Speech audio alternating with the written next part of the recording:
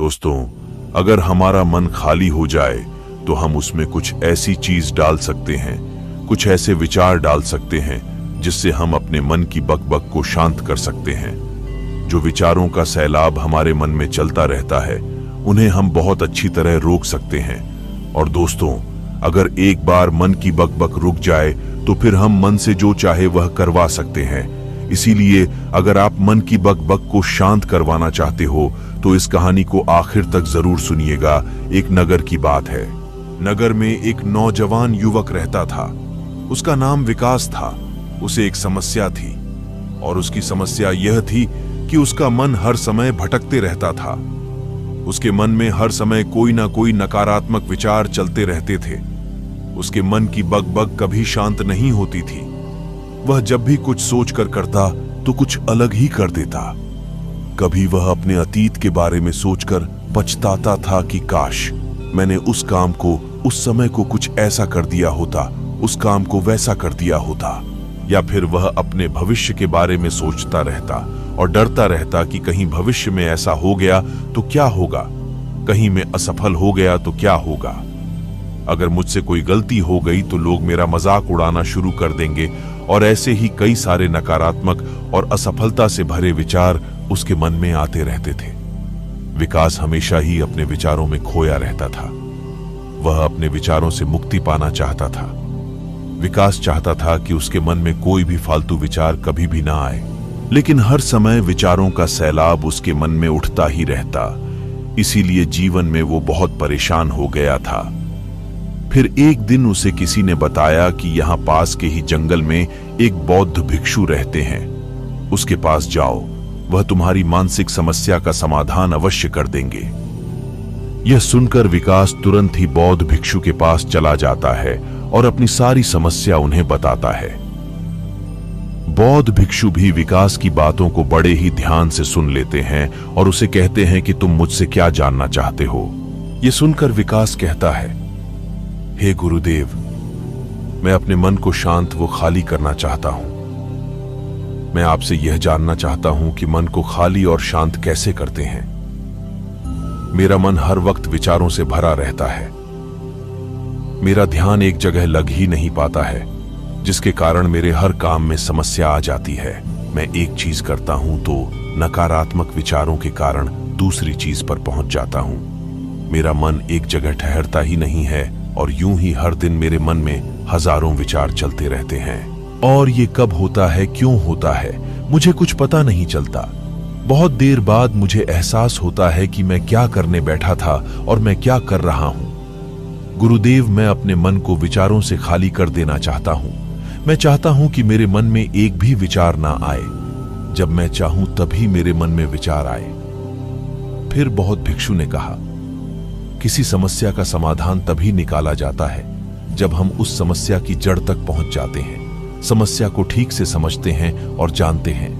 आगे बौद्ध भिक्षु कहते हैं, जिस मन को तुम खाली करना चाहते हो, क्या तुमने उस मन को कभी भी थोड़ा बहुत भी समझा है, जाना है? यह सुनकर विकास ने कहा कि महाराज, मैंने अपने मन को जानने की बहुत कोशिश की है, लेकिन मैं जितना इसके बारे में जानता हूं, मेरा मन उतना ही रहस्यमय हो जाता है। फिर बौद्ध भिक्षु ने उसी व्यक्ति को एक घड़ा देते हुए कहा कि जाओ, इस घड़े में छोटे छोटे पत्थर भरकर लेकर आओ। फिर वो युवक वहां से गया और छोटे छोटे पत्थर भरकर लेकर आया और उस घड़े को बौद्ध भिक्षु के पास रख दिया। फिर बौद्ध भिक्षु ने उसी व्यक्ति से कहा कि इस घड़े को तुम अपना मन समझो और इस गड्ढे में भरे पत्थरों को अपने विचार समझो। अब इस घड़े में और पत्थर डालो। उस युवक ने घड़े में और पत्थर डालना शुरू किया, क्योंकि घड़ा अब पहले से भरा हुआ था।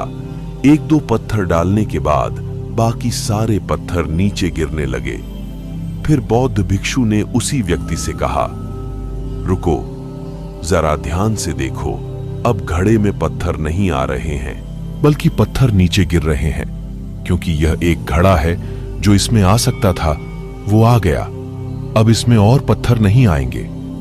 अगर दूसरे पत्थर डालने हैं तो पहले वाले पत्थरों को निकालना होगा।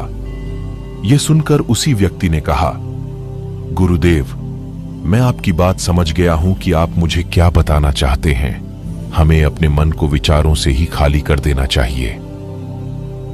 विकास की यह बात सुनकर बौद्ध भिक्षु मुस्कुराने लगे और कहा, पहले मेरी पूरी बात तो सुन लो, उसके बाद मन को खाली कर लेना। फिर बौद्ध भिक्षु ने उस युवक को कहा कि हमारा मन एक घड़े के बिल्कुल उल्टा है, क्योंकि घड़े को तुम पत्थरों से भर सकते हो, लेकिन मन को विचारों से नहीं भर पाओगे, क्योंकि मन तो हमेशा खाली रहता है। यह सुनकर उसी वक्त में कहा, गुरुदेव, मुझे आपकी बातें कुछ समझ नहीं आ रही है। मन अगर खाली रहता है तो फिर हम उसे खाली करना क्यों चाहते हैं? फिर मन को खाली करने की क्या ही आवश्यकता है? फिर बौद्ध भिक्षु ने उससे कहा कि इस घड़े से एक एक करके पत्थरों को बाहर निकालो। विकास ने वैसा ही किया। वह घड़े में से एक एक करके पूरे पत्थरों को बाहर निकालता रहा और ऐसा करते करते अंततः घड़ा खाली हो गया। फिर बौद्ध भिक्षु ने उसी व्यक्ति से कहा, देखा तुमने, जब एक एक करके तुमने पत्थरों को बाहर निकाला तो यह घड़ा खाली हो गया। अब तुम इस घड़े में कोई भी पत्थर डाल सकते हो, दूसरे पत्थर डाल सकते हो, या फिर उन्हीं पत्थरों को दोबारा डाल सकते हो, आधा भर सकते हो या फिर पूरा भी भर सकते हो। फिर वह युवक कहता है, गुरुदेव, मैं भी तो यही कह रहा हूं कि मुझे अपने मन को खाली करना है। यह तो एक पत्थर है जिसे आसानी से निकाला जा सकता है और घड़े को खाली किया जा सकता है, लेकिन गुरुदेव, मैं अपने मन को खाली कैसे करूं? फिर बौद्ध भिक्षु ने कहा, इस घड़े में एक पत्थर डालो और दो पत्थर निकालो। यह सुनकर उसी व्यक्ति ने कहा, गुरुदेव, यह कैसे हो सकता है? जब इस घड़े में एक पत्थर होगा तो एक ही पत्थर निकलेगा, दो कैसे निकलेंगे फिर? बौद्ध भिक्षु ने उससे कहा, ऐसा नहीं हो सकता है तो ऐसा ही करो कि इस घड़े में दो पत्थर डालो और चार निकालो। विकास ने कहा, महाराज, ऐसा कैसे हो सकता है? यह कोई चमत्कारिक घड़ा तो है नहीं कि एक डालो तो दो निकल आएंगे, दो डालो तो चार निकल आएंगे। यह सुनकर बौद्ध भिक्षु ने कहा, यह घड़ा तो चमत्कारिक नहीं है, लेकिन तुम्हारा मन तो चमत्कारिक है। उसमें से अगर तुम एक विचार बाहर निकालते हो तो उसके साथ दो विचार आते हैं, और जब तुम उन दो विचारों को पकड़ते हो तो उसके साथ चार विचार निकलते हैं, और फिर ऐसा करते करते विचारों की एक लंबी श्रृंखला बन जाती है, और फिर तुम कहीं नहीं रुकते, एक के बाद एक विचारों को पकड़ते जाते हो। ये मिट्टी का घड़ा तो पत्थरों से भर जाएगा, लेकिन तुम्हारा मन कभी नहीं भरता। वो हमेशा खाली है, लेकिन वह खाली नहीं करता है। ये इस मन की माया है कि सब कुछ है, लेकिन फिर भी कुछ नहीं। फिर उसी व्यक्ति ने कहा, गुरुदेव, मैं आपकी बात समझ रहा हूं, लेकिन क्या मैं हमेशा अपने विचारों के जाल में ही फंसा रहूंगा? क्या मन के इस माया जाल से निकलने का कोई रास्ता नहीं है? फिर बौद्ध भिक्षु ने कहा, इस मिट्टी के घड़े में आधे पत्थर भर दो। फिर उसी युवक ने ऐसा ही किया। फिर बौद्ध भिक्षु ने कहा, अब इन पत्थरों में से कोई एक पत्थर चुनो और उस पत्थर की एक छोटी सी मूर्ति बनाकर मुझे दे दो। मैं जानता हूं कि तुम एक अच्छे कलाकार हो। विकास ने एक पत्थर निकाला और उस पत्थर को बौद्ध भिक्षु के सामने ही तराशने लगा। पत्थर को तराशते वक्त उसे लगा कि यह पत्थर अच्छा नहीं है। फिर उसने दूसरा पत्थर घड़े से निकाला, लेकिन उसे वह पत्थर भी पसंद नहीं आया। फिर उसने तीसरा पत्थर निकाला, लेकिन वो तीसरा पत्थर भी उसे पसंद नहीं आया। उसका रंग अच्छा नहीं था। ऐसा करते करते उसी व्यक्ति ने सभी पत्थरों को बाहर निकाल दिया। उस युवक को ऐसा करते हुए बौद्ध भिक्षु बड़े ही ध्यान से देख रहे थे। फिर बौद्ध भिक्षु ने उससे कहा कि जो तुमने सबसे पहले पत्थर निकाला था, उस पत्थर को यह समझकर तराशो कि इसके बाद तुम्हारे पास कोई और पत्थर नहीं है और यह एक ही पत्थर तुम्हारे पास है। फिर उसी व्यक्ति ने, जैसा गुरुदेव ने कहा, उसी एक पत्थर को लेकर तराशना शुरू किया और उसने उस पत्थर से एक बहुत ही सुंदर मूर्ति बनाई और बौद्ध भिक्षुओं को भेंट की। और बौद्ध भिक्षु से कहा, गुरुदेव, इस पत्थर से इतनी सुंदर मूर्ति बन सकती थी, मैं ये सोच भी नहीं सकता था।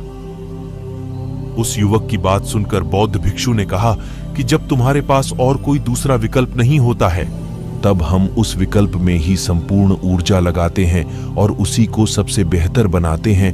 और जब हमारे पास कई सारे विकल्प होते हैं तो हम पत्थर चुनते भी नहीं और मूर्ति बनती भी नहीं। हमारा मन भी एक विचार के पीछे हजारों विकल्प खोल के रख देता है और एक मुख्य विचार को छोड़कर उन हजारों फालतू के विचारों में उलझकर हम रह जाते हैं। फिर उस युवक ने कहा, गुरुदेव, मैं आपकी बातों को बहुत अच्छे से समझ गया हूं, लेकिन अब मुझे क्या करना चाहिए? कृपया अब मेरा मार्गदर्शन करें। बौद्ध भिक्षु ने उसी व्यक्ति से कहा कि मन को खाली करना, साफ करना 1-2 दिन का काम नहीं है।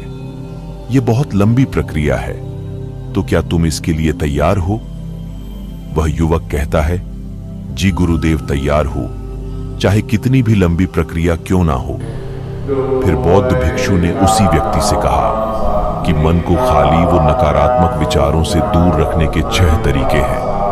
आओ उन्हें एक एक करके समझते हैं। पहला तरीका है कि ऐसे लोगों का साथ छोड़ दो जो तुम्हें कमजोर, पिछड़ा हुआ, लक्ष्यहीन महसूस कराएं। अक्सर हमारे आसपास ऐसे लोग होते ही हैं जो हमसे पद और धन में ऊपर होते हैं, और इसी पद और धन के घमंड में वह अपने नीचे से लोगों को कुछ भी नहीं समझते। इसीलिए ऐसे लोगों के पास रहना ही नहीं चाहिए। और ऐसे लोग अपने से छोटे लोगों को हमेशा यही महसूस कराते हैं कि आप कितने छोटे हैं, और इसीलिए वह छोटे लोग अपने जीवन में कुछ बड़ा हासिल कर ही नहीं सकते। इसके अलावा कई बार हमारे मित्र और घर परिवार के सदस्य भी ऐसे होते हैं जो अक्सर हमें छोटा महसूस कराते हैं, हमें नीचा दिखाने की कोशिश करते हैं, लोगों के सामने हमारा मजाक बनाते हैं। तो ऐसे लोगों से जितना दूर हो सके उतना दूर रहो। ये लोग ऐसे होते हैं कि तुम्हारी नजरों से तुम्हारी गरिमा को दूर करके तुम्हें लक्ष्यहीन बनाते हैं, और फिर तुम्हें खुद की काबिलियत पर शक होना शुरू हो जाता है। तुम्हारे अंदर खुद के प्रति नकारात्मक भावनाएं आ जाती हैं, और यह नकारात्मक विचार तुम्हें मानसिक तनाव और चिंता की ओर ले जाते हैं। फिर बौद्ध भिक्षु दूसरा तरीका बताते हुए कहते हैं कि तुम बहुत ही कम और चुनिंदा लोगों को ही अपना मित्र बनाओ।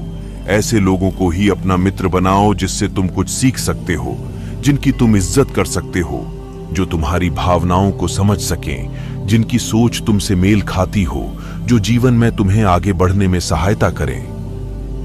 हमारे जीवन और चरित्र में हमारे माँ बाप के बाद हमारे मित्रों का ही सबसे ज्यादा योगदान होता है। इसीलिए मित्रों का सही होना भी बहुत आवश्यक है। ऐसा कहा भी जाता है, तुम उन 5 लोगों का प्रतिबिंब हो जिनके साथ तुम सबसे ज्यादा वक्त बिताते हो। अगर तुम्हारे आसपास के 5 लोग जिनके साथ तुम सबसे ज्यादा वक्त बिताते हो वे ईमानदार हैं, तो तुम भी धीरे धीरे ईमानदार होना शुरू कर दोगे।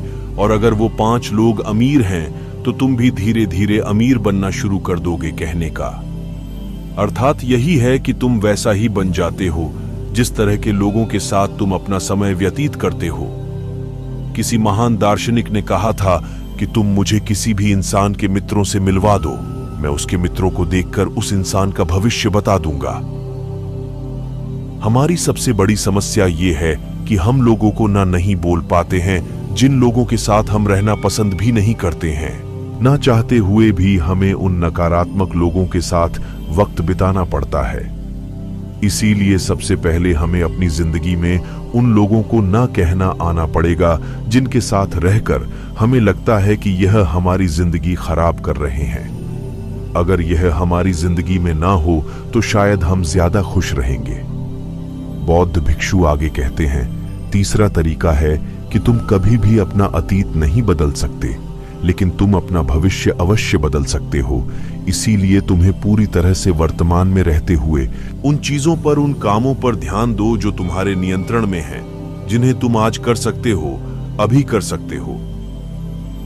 बौद्ध भिक्षु कहते हैं, मेरी एक बात हमेशा याद रखना, केवल वर्तमान में रहकर भविष्य को संवारा जा सकता है, अतीत में रहकर नहीं। इसीलिए वर्तमान में जीने की आदत डालो। चौथा तरीका है कि तुम स्वस्थ और पौष्टिक खाना खाओ। हमारा शरीर ऊर्जा से चलता है, और हम जैसा खाना खाएंगे वैसे ही ऊर्जा हमारे शरीर को मिलेगी। अगर हमारा शरीर स्वस्थ नहीं रहेगा तो हमारा मन स्वस्थ कैसे रहेगा? जब शरीर कमजोर व बीमार रहता है तो मन में कई सारे नकारात्मक विचार आते हैं, और स्वस्थ शरीर में स्वस्थ दिमाग का वास होता है। इसीलिए शरीर को स्वस्थ और मजबूत रखना हमारी जिम्मेदारी है। बौद्ध भिक्षु कहते हैं कि 5वां तरीका यह है कि रोज ध्यान करो। ध्यान करने का सबसे उपयुक्त समय सुबह या फिर रात को सोने से पहले होता है, लेकिन अगर तुम्हें ध्यान में गहरा जाना है तो सबसे उपयुक्त समय रात का ही होता है। रात में सोने से पहले ध्यान करने से नींद में भी सुधार होता है और बहुत गहरी नींद आती है। ध्यान करने के लिए तुम अपनी सांसों पर ध्यान केंद्रित कर सकते हो, या फिर तुम अपने मन में उठने वाले विचारों पर भी अपना ध्यान केंद्रित कर सकते हो। मन में उठने वाले विचारों पर ध्यान केंद्रित करने से ध्यान करने वालों का ज्यादा फायदा होता है, क्योंकि इसमें आसानी से गहरे ध्यान में उतरा जा सकता है। अगर तुम ध्यान नहीं कर सकते हो तो रोज खुद के साथ अकेले में वक्त बिताओ, खुद के व्यवहार को समझो, देखने की कोशिश करो कि मन में किस तरह के विचार उठ रहे हैं और क्यों उठ रहे हैं। बौद्ध भिक्षु आगे बताते हुए कहते हैं, छठा तरीका है कि तुम नए नए जगह घूमने जा सकते हो, क्योंकि एक पुरानी कहावत है कि एक लंबी यात्रा आपको 100 किताबों के बराबर ध्यान देती है। गौतम बुद्ध अपने जीवन काल में 9 महीने लगातार घूम रहे थे। उनके भ्रमण करने का यही कारण था कि नए नए जगह जाने से ज्ञान की प्राप्ति के साथ साथ मन को एक नयापन भी प्राप्त हो। नई जगह घूमने जाने पर हमारा मन उत्साहित रहता है। फिर बौद्ध भिक्षु कहते हैं, मन के जाल में कभी मत फंसो, मन को खाली करने की कोशिश मत करो, जीवन में ध्यान करना सीखो, अपने ध्यान को केंद्रित करो, अपने ध्यान में एकाग्रता लाओ और जीवन में जो कर रहे हो उसे पूरी मेहनत के साथ अंतिम समझकर करो। उस काम को ऐसे करो कि उसके बाद तुम्हें और कुछ नहीं करना है, और जब फिर दूसरे विचार पर कार्य करो तो बस उसी पर कार्य करो। किसी तीसरे विचार पर नहीं। मन के माया जाल से निकलना इतना आसान नहीं, लेकिन ध्यान करने से सब कुछ पाया जा सकता है। दोस्तों, आशा करते हैं आज के इस कहानी से आपने जरूर कुछ ना कुछ मूल्यवान सीखा होगा। जानकारी अच्छी लगी हो तो वीडियो को लाइक, सब्सक्राइब एंड शेयर कर दीजिएगा। मिलते हैं किसी नेक्स्ट वीडियो में। आपका जीवन मंगलमय।